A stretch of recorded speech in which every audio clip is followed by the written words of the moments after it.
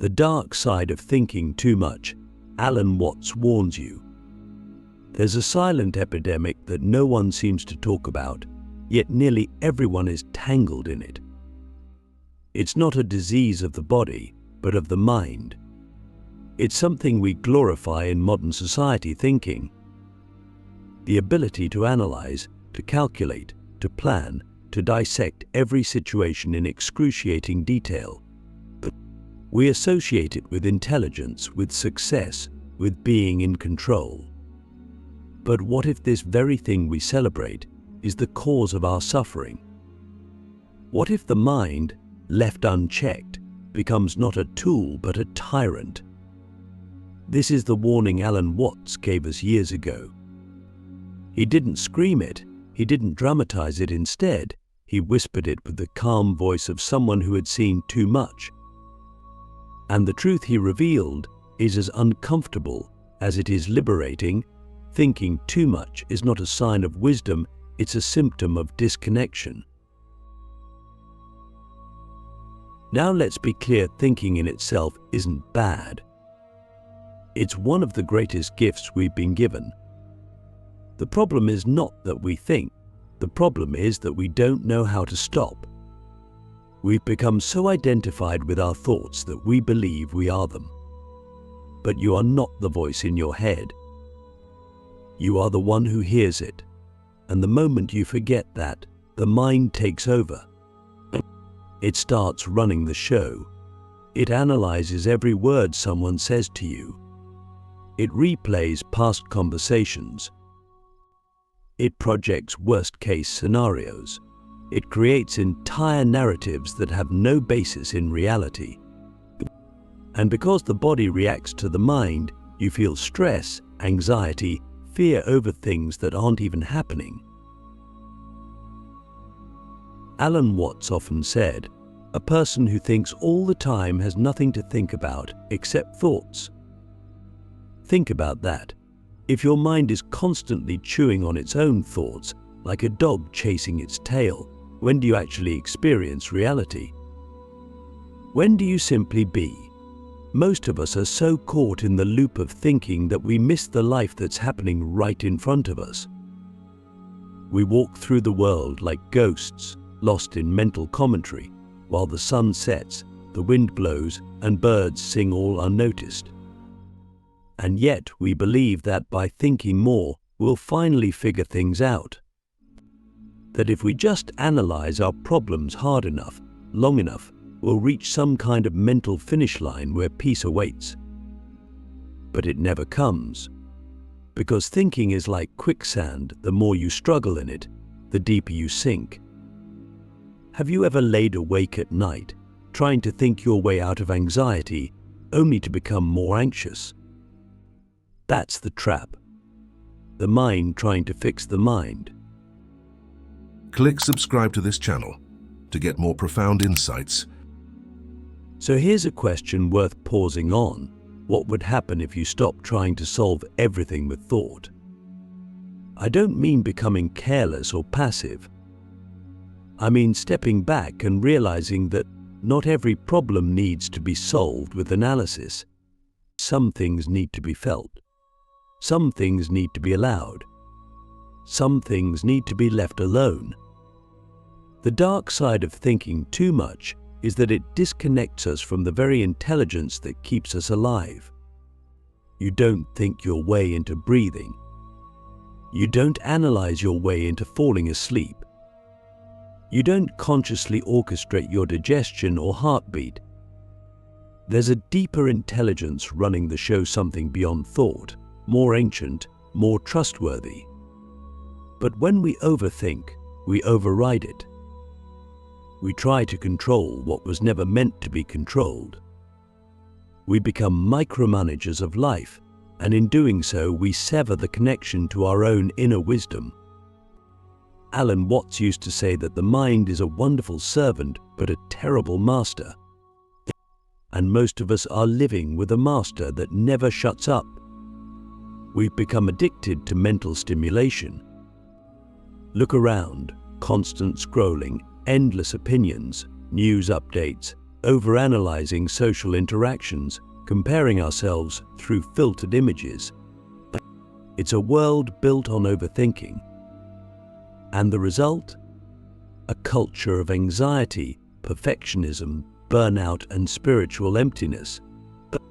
But here's the twist: there's nothing to add to fix this. You don't need more knowledge, more strategies, more hacks.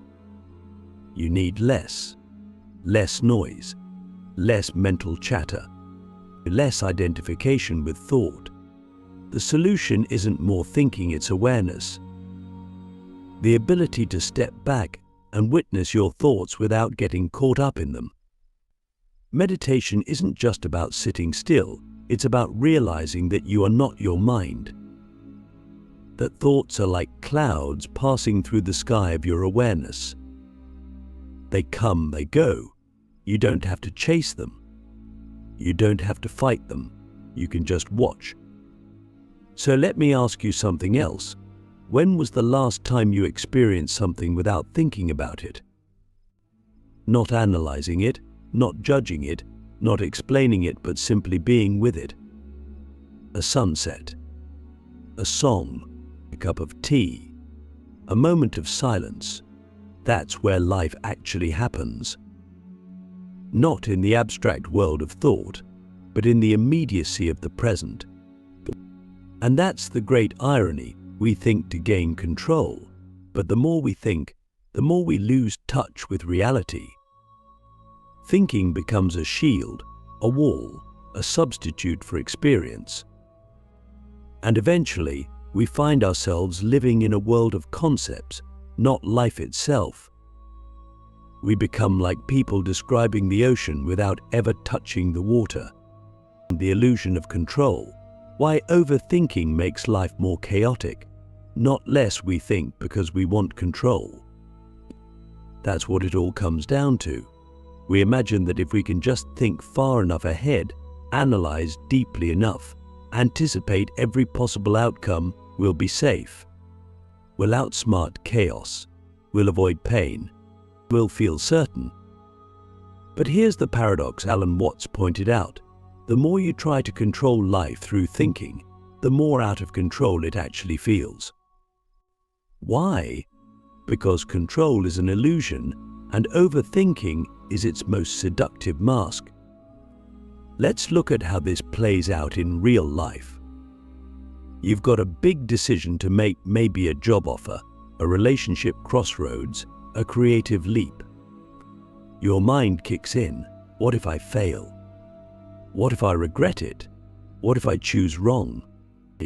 And instead of helping you move forward, thinking paralyzes you. You go in circles.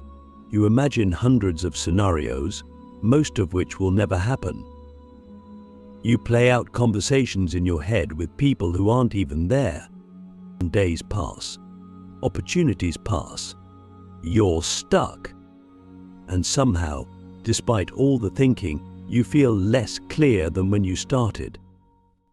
That's because thinking, when driven by fear, doesn't lead to clarity, it leads to fragmentation. The mind splits reality into a million pieces, trying to account for every possible variable. But life doesn't work that way.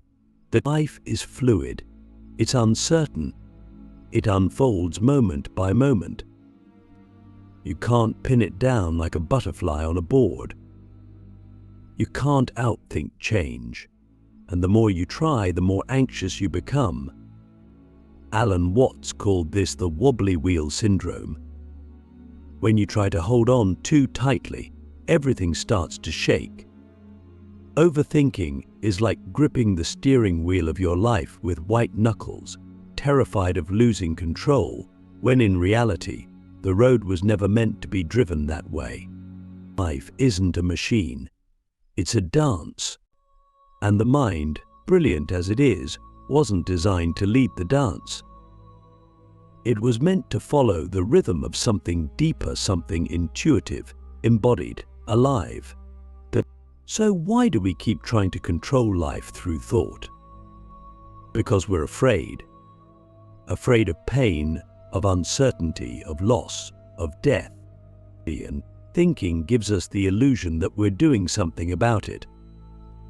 But it's a false comfort. It's like building a house out of paper to escape the rain.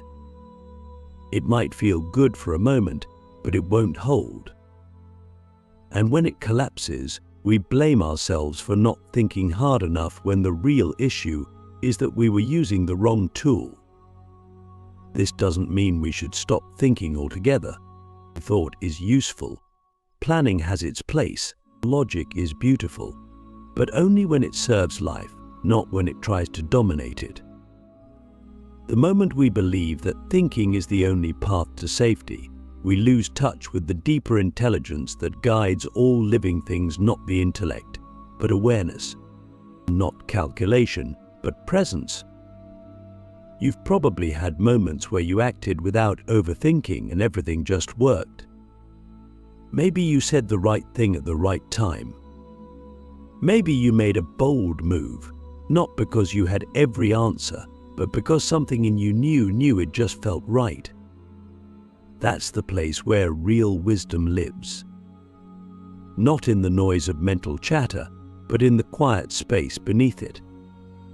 The stillness where clarity arises naturally, like a ripple forming on a calm lake. And yet, we rarely trust that space. We rush to fill it with thought. We mistake the silence for ignorance, when it's actually the source of our deepest knowing. Watts warned us that the more we try to grasp life with the mind, the more it slips through our fingers. It's like trying to hold water in a clenched fist. The tighter you squeeze, the less you have. So here's a question that may change everything. What are you trying to control with your thoughts that you could simply allow instead? Could you allow uncertainty? Could you allow not knowing? Could you allow life to surprise you? Because here's the truth: life isn't meant to be figured out. It's meant to be lived. And when we stop obsessing over control, something miraculous happens. We begin to trust. We begin to flow. We begin to experience life not as a problem to solve, but as a mystery to participate in. And in that shift, the chaos we feared becomes the canvas of creativity. The uncertainty we tried to eliminate becomes the doorway to wonder. And the mental prison, how thought becomes a cage and how to break free, there's a strange and painful irony in how we use thought. We invented it as a tool to help us survive, to solve problems, to build civilizations. Yet somewhere along the way, the tool became the master.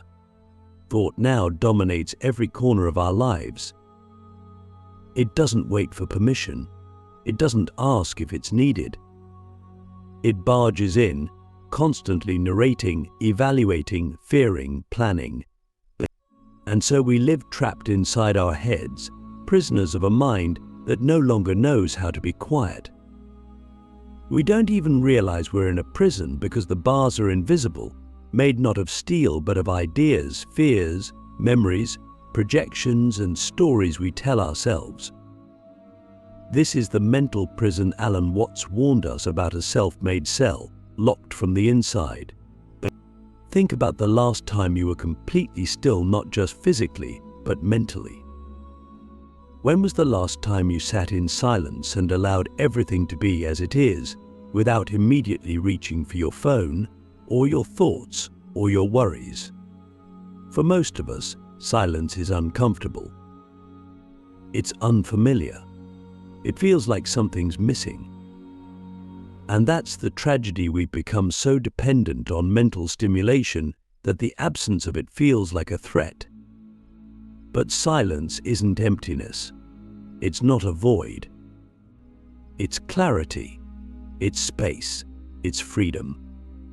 The prison of thought keeps us from entering that space because thought is terrified of not being useful. The ego, the mental self-image, needs constant reinforcement. It survives through mental noise, and so it resists stillness at all costs. The problem isn't that we have thoughts. It's that we believe them. We identify with them. We take every thought seriously, even when it contradicts the one we had 5 minutes ago. One moment we feel confident, the next we're drowning in self-doubt. One moment we're hopeful, the next we're convinced everything is falling apart. The mind flips like a weather vane in the wind, and we go with it, completely unaware that we don't have to. We don't have to follow every thought. We don't have to obey every mental command. We can choose to observe without reacting. We can choose to witness instead of becoming. This is the key to breaking free from the mental prison, not by fighting the thoughts, but by seeing them for what they are: temporary, impersonal, often irrational. A thought is just a thought, not a fact, not a prophecy, not a commandment. It's a mental event, like a cloud drifting across the sky. But the moment you believe the thought, you give it power. You give it weight. And it begins to shape your emotions, your actions, your entire life. Watts often compared the mind to a monkey, constantly chattering, leaping from branch to branch, never still. But he also taught that we are not the monkey, we are the observer. And once we realize that, the monkey loses its grip. The bars of the mental prison begin to dissolve. We no longer need to escape our thoughts, we simply stop letting them define us. Here's a question that can change your relationship with your mind. What if you didn't have to believe everything you think? What if you could let thoughts come and go without clinging to them? What if you could live from a place deeper than thought, a place of awareness, presence, and peace? That's how we break free, not by escaping the mind, but by waking up from the illusion that we are the mind. Thought is a powerful servant, but it was never meant to be the master. And when we remember that, we return to something far more real than any idea, this moment exactly as it is. The return to presence, how stillness heals what thinking cannot. There's something profoundly humbling about realizing that the mind, with all its genius and power, can't fix everything. In fact, some of the deepest wounds we carry, grief, fear, loneliness, shame, can't be solved by thought at all. You can analyze your pain for years.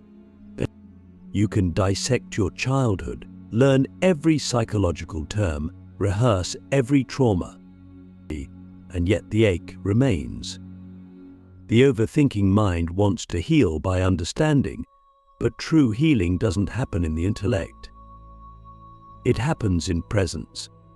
Presence is not something exotic or reserved for monks in the mountains, but it's not a mystical state that requires decades of meditation.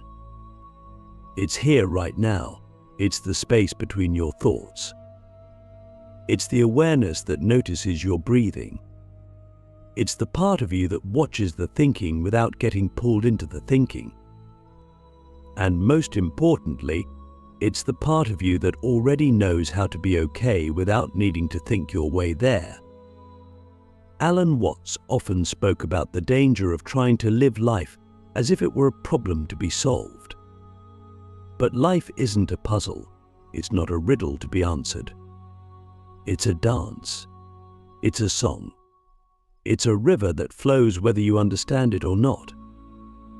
And when we stop trying to force life into boxes, when we stop trying to rearrange every detail with thought, something begins to shift.